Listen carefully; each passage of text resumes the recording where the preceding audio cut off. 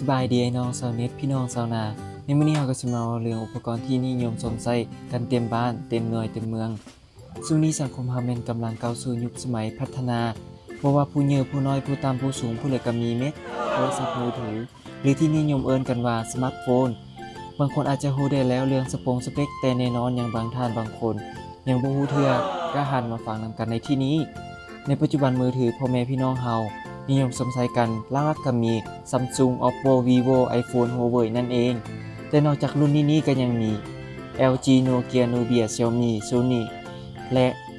OnePlus และแบรนด์อื่นๆอีกหลายรุ่นต่อไปนี้เรามาฟังกันกับ5ปัญหาหลักๆที่ยกขึ้นมาในมื้อนี้หนึ่งแน่นอนทุกคนทุกท่านเผลอก็ว่าของจีนมันบ่ดีแต่หารู้มีว่าโทรศัพท์ของท่านนั้นก็ผลิตมาจากประเทศจีนนั่นแหละ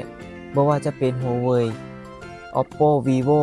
และอื่นๆต่างก็ผลิตมาจากแผ่นดินเยอหรือว่าจีนนั่นเอง 2. ทุกคนตั้งเชื่อว่าโทรศัพท์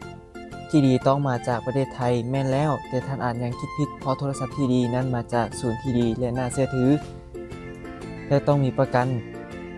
เพราะปัจจุบันโทรศัพท์นั้นมีล่วงหลายจนล้นบ้านทั่วเมืองพาให้เกิดมีโทรศัพท์ปลอมหรือว่าโทรศัพท์ที่เอิ้นว่า Second Hand มือสองนั่นเอง 3.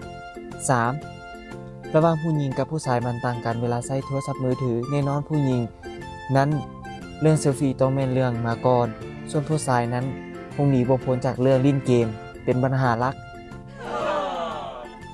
จึงเห็นให้โทรศัพท์หลายค่ายหลายแบรนด์ผลิตมือถือออกมามีจุดเด่นบ่คือกัน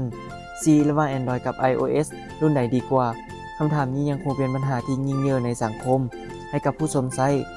พอแต่ละรุ่นได้รับการพัฒนาและอัปเดตระบบของตัวเองเป็นอย่างดีจนถึงกับต้องนำใช้ AI เข้ามาช่วยในการประมวลผลให้มีความเฉลียวฉลาดยิ่งขึ้น